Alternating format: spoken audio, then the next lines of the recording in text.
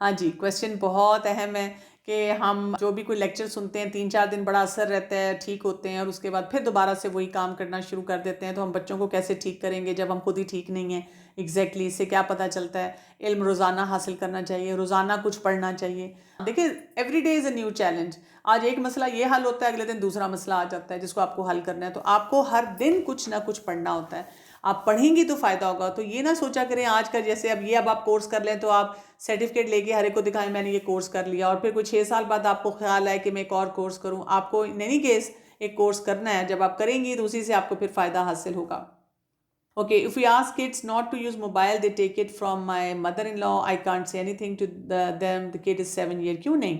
अगर आपको लगता है कि आपका बच्चा आपके नो कहने पे मदर इन लॉ से ले लेता है, तो आप अपनी मदर इन लॉ से तन्हाई में बात करें। पहले तो उनसे रिलेशनशिप बहुत स्ट्रॉन्ग करें और उनको बताएं कि मुझे बिल्कुल अच्छा नहीं लगता जब एक 7 साल का बच्चा आपकी रिस्पेक्ट नहीं करता और वो आपसे लेकर चला जाता है, और मैं चाहूँगी कि जब वो आपसे मांगे तो आप बिल्कुल ना दें। और अगर उस वक्त आपको लगता है कि अच्छा नहीं लगेगा तो हम इसका कोई तरीका सोच लेते हैं, तो आप उनको अपनी पार्टी का बना लें और उनको उनकी खूब तारीफ़ें करें, उनके लिए खूब मज़े मज़े की चीज़ें बनाएं, उनका खूब ख्याल रखें, उनकी टांगें दुबाएं और देखें वो कैसे आपके साथ वो सारे काम करने के लिए तैयार हो जाएंगी आहिस्ता आहिस्ता।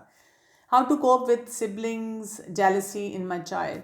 जी, कंपैरिजन ना करें और बच्चे की जो क्वालिटीज़ हैं उसके मुताबिक उसको हैंडल करें। If kid do something good then it's attributed to dadi, and if do something bad then attributed to mother and nani. This put me in a rage. नहीं, आपको गुस्सा करने की कोई ज़रूरत नहीं है। आप अपने ताल्लुकात अच्छे रखें, आप उसको पर्सनल ना लें, कोई बात नहीं, ये उनकी परसेप्शन है। अगर एक किसी इंसान की परसेप्शन ऐसी है कि जी आपकी वजह से मसला हो रहा है, तो आप तो ऐसा नहीं समझती, तो आप क्यों उसको अपने दिल से लगाती हैं?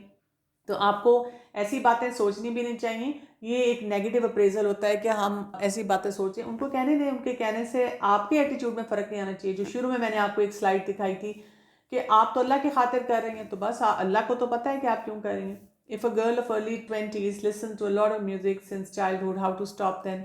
उसको किसी कुरान क्लास से अटैच करें, ये कहे बगैर कि मैं चाहती हूँ तुम कुरान क्लास में जाओ ताकि तुम्हें पता चले म्यूज़िक हराम है, क्योंकि जब आपने उसको ऐसी कोई बात की फिर वो नहीं जाएगी। आप उसको बस वैसे ही कहें कि बेटा मैं समझती हूँ कि हमें एक दफ़ा कुरान ज़रूर पढ़ना चाहिए और रमज़ान आ रहा है तो बहुत बड़ा अपॉर्चुनिटी है कि आप इसको यूज़ कर सकते हैं।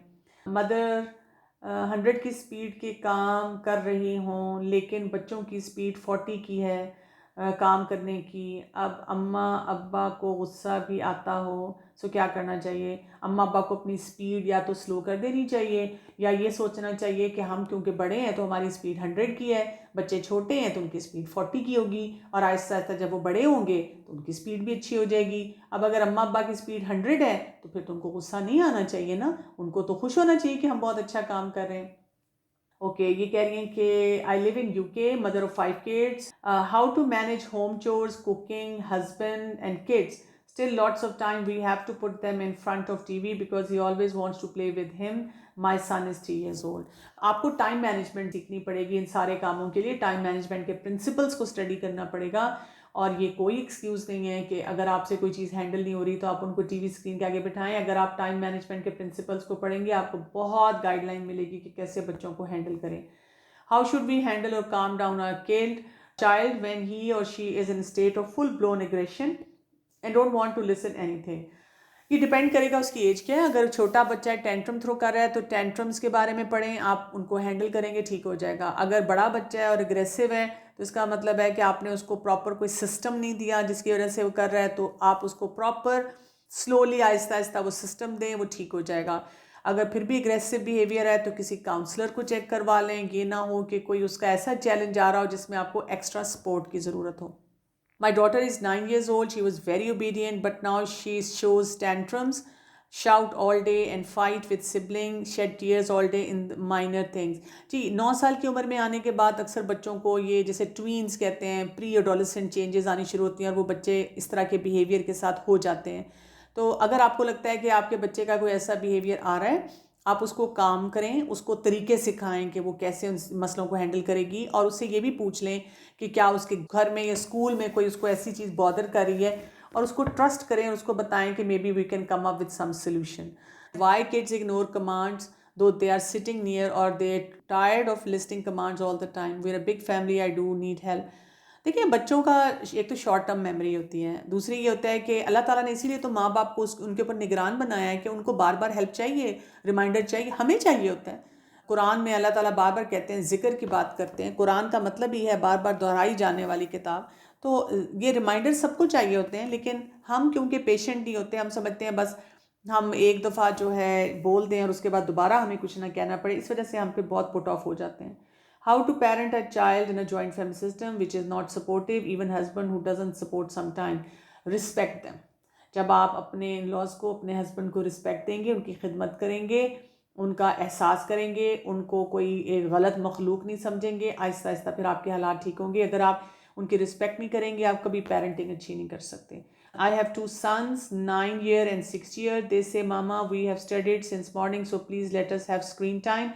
So what should be the rule for screen time? Screen time is going for hours and hours. आप उसका रूल ये रखें कि कितनी देर तक, वो आप डिपेंड करता है आप कितना रखना चाहती हैं, वो रख सकती हैं। और साथ आप उनके लिए ये रखेंगी कि फिजिकल एक्टिविटी और क्रिएटिव वर्क और इस किस्म के काम वो ज़्यादा करें।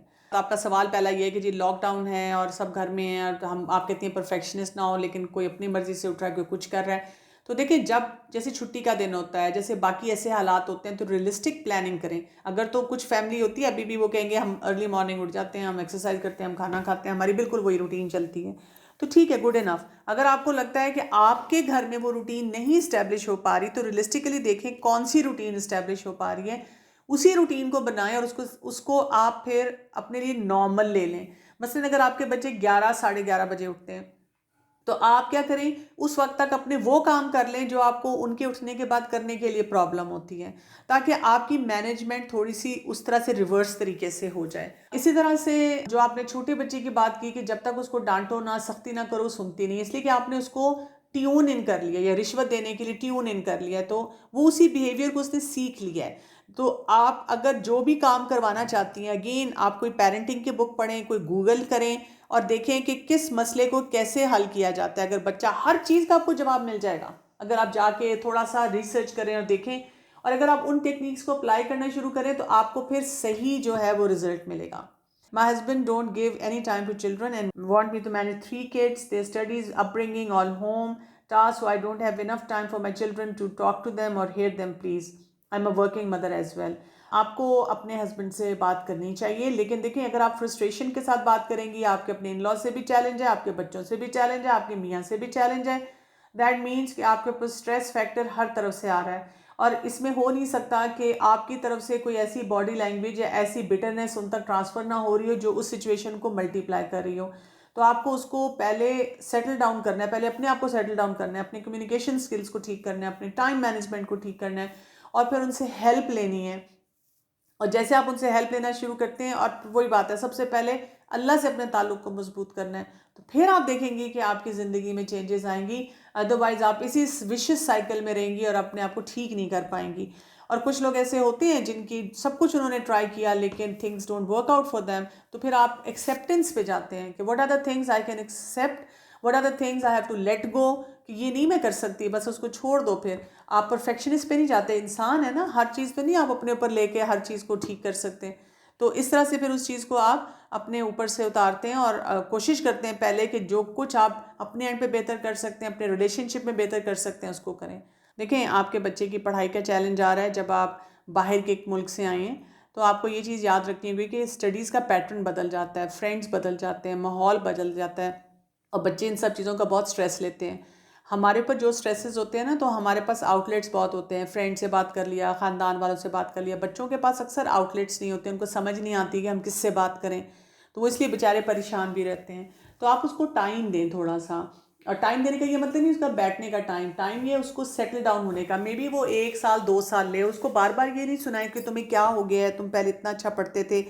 आप उसको बताएं कि होता है बेटा, जब हम नई जगह पे एडजस्ट होते हैं तो चेंज के साथ हमें सेटल होने में टाइम लगता है, हम आहिस्ता आहिस्ता इससे कोप करेंगे, और मैं आहिस्ता आहिस्ता आपका काम देखूंगी, और उसका काम क्रिटिकली देखें कि कौन कौन से वीक एरियाज़ हैं, वहाँ पे उसको हेल्प करती जाएं।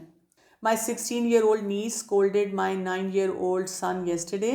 My son reacted in a negative way in front of everyone. He said, why should I keep quiet? Why should I bear your attitude? I will not let you talk to me this way.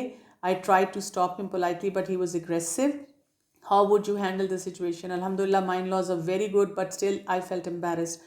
देखिए, कोई ना कोई बात होगी जो कि आपके बेटे को बॉदर की होगी। जब ऐसी कोई सिचुएशन हो तो आप बच्चे को आराम से अलग जगह पे ले जा सकती हैं, और अब जो हो गया आप अपने बेटे से बात करें, आप उसको कहें कि मैं आपसे बात करना चाहती हूँ, और बहुत पोलाइट तरीके से आप बात करें। अगर आपका बेटा कहता है मैंने नहीं इस पे बात करनी, तो आप कहें कि नहीं, मैं इसलिए बात करना चाहती हूँ क्योंकि ज़ाहिर आप कज़न्स हैं, आपकी फिर भी मुलाकात होगी, मैं आपकी साइड की बात जानना चाहती हूँ कि हुआ क्या था। और जब आप अपने बच्चे की बात सुने तो आप उसको जस्टिफाई नहीं करेंगी कि तुमने ज़रूर कुछ किया होगा। आप उसकी पूरी बात सुन के उसको सिर्फ ये बताएंगी कि नेक्स्ट टाइम जब ऐसा सिनेरियो हो तो आप उसको कैसे हैंडल करेंगे। उनसे कहें कि मुझे पता है कि आप किसी बात से बहुत अपसेट हुए हैं जिसकी वजह से आपने इस तरह से कहा है, लेकिन आइंदा जब आपको लगेगा तो आप ये करेंगे। और अगर वो कहता है कि वो जब भी मेरे सामने आती है मुझसे इस तरह बात करती हैं या इस तरह बोलती है, तो आप फिर उसको कहेंगे कि then you should avoid her for a while, यानी उनको थोड़ा सा एग्जिट दें, कि आपस से थोड़ी डिटैच रहें कुछ अरसे के लिए। हम दोस्तियां कराने के चक्कर में उनको सेटल डाउन नहीं होने देते।